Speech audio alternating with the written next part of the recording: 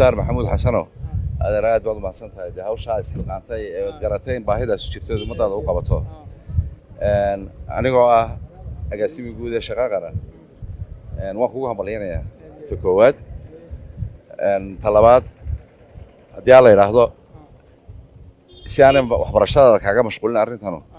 waxaa la keeni doonaa taraafi kala haga halkan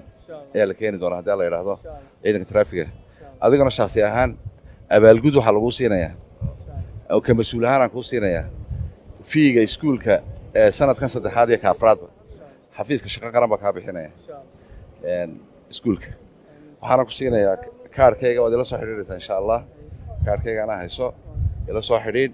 fiiga labadaas sannadood waxaa bixinaya xafiiska shaqo qaran taas waa mid ta labaad waxaan kuu raadinayaa waan kuu weydiinayaa wasaaradda waxbarashada